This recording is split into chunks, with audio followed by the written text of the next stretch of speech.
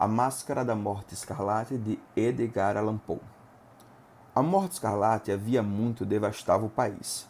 Jamais se viu peste tão fatal ou tão hedionda. O sangue era sua revelação e sua marca, a cor vermelha e o horror do sangue. Surgia com dores agudas e súbita tontura, seguidas de profuso sangramento pelos poros e então a morte. As manchas rubras no corpo e principalmente no rosto da vítima era o estigma da peste, que a privava da ajuda e compaixão dos semelhantes. E entre o aparecimento, a evolução e o fim da doença, não se passava mais de meia hora. Mas o príncipe Próspero era feliz, destemido e astuto. Quando a população de seus domínios se reduziu à metade, mandou vir à sua presença 1 milhar de amigos sadios e divertidos dentre os cavalheiros e damas da corte, e com eles retirou-se em total reclusão para um de seus mosteiros encastelados. Era uma construção imensa e magnífica, criação de gosto excêntrico, mas grandioso do próprio príncipe. Circundava muralha forte e muito alta, com portas de ferro. Depois de entrarem, os cortesãos trouxeram fornalhas e grandes martelos para soldar os ferrolhos. Resolveram não permitir qualquer meio de entrada ou saída aos súbitos impulsos de desespero dos que estavam fora ou aos furores dos que estavam dentro. O mosteiro dispunha de amplas provisões. Com precauções, os cortesãos podiam desafiar o contágio. O mundo externo que cuidasse de si mesmo. Nesse meio tempo, era tolice atormentar-se ou pensar nisso. O príncipe tinha providenciado toda a espécie de divertimentos. Havia bufões, improvisadores, dançarinos, músicas, beleza, vinho. Lá dentro, tudo isso, mas segurança. Lá fora, a morte escarlate.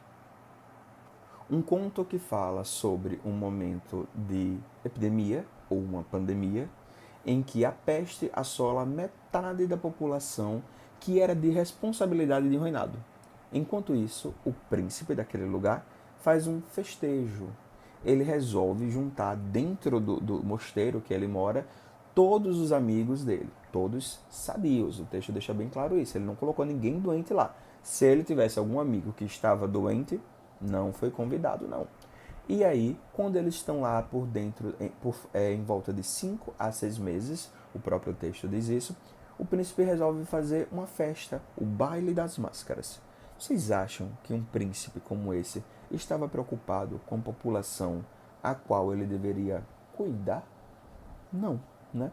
A população já havia reduzido pela metade. A peste havia matado metade da população dele. E o que é que ele diz no texto? Lá fora, que se vire, que se cuide. Ele estava muito bem, acreditando que estava super protegido. Afinal, quando todas essas pessoas entraram no mosteiro, eles fizeram de todas as formas, se protegeram de todas as maneiras, de modo que ninguém conseguisse entrar ou mesmo sair do mosteiro. É curioso que durante o baile, nós temos também na história um relógio, que a cada hora marcada ele precisa fazer a batida. E aí o baile para aquele momento da batida do relógio. E assim vai se aproximando a meia-noite, o momento que o relógio vai bater muito mais vezes, não é verdade? Já que tinha a alta sociedade ali dentro daquela festa, você imagina que estavam as pessoas com as melhores roupas, as roupas mais bonitas naquele baile.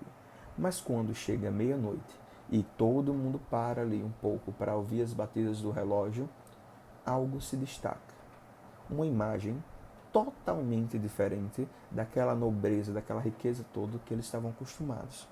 Era alguém muito alto, vestido com uma mortalha, aquelas roupas usadas para enterrar, e a máscara dessa pessoa que estava na festa, ela parecia mais um rosto cadavérico, um rosto de alguém que já morreu. Mas era assim tão real que era difícil identificar se era um rosto de verdade ou se era uma máscara. Olhando atentamente, eles perceberam o quê? No rosto havia sangue escorrendo. A mortalha também estava suja de sangue. O príncipe achou aquilo um insulto. Como que alguém resolve vestir daquela maneira para aquela festa dele? Só podia ser um intruso. Mas quem invadiu? E aí o príncipe ordena que os homens, os seguranças, peguem aquela pessoa e leve para enforcar no meio da multidão, no centro da cidade, para que todo mundo veja. Mas ninguém tem coragem de se aproximar daquela imagem.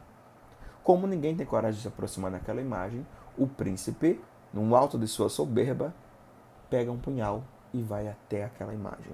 Mas ao se aproximar, aquela pessoa fantasiada toma a arma do príncipe e mata o príncipe.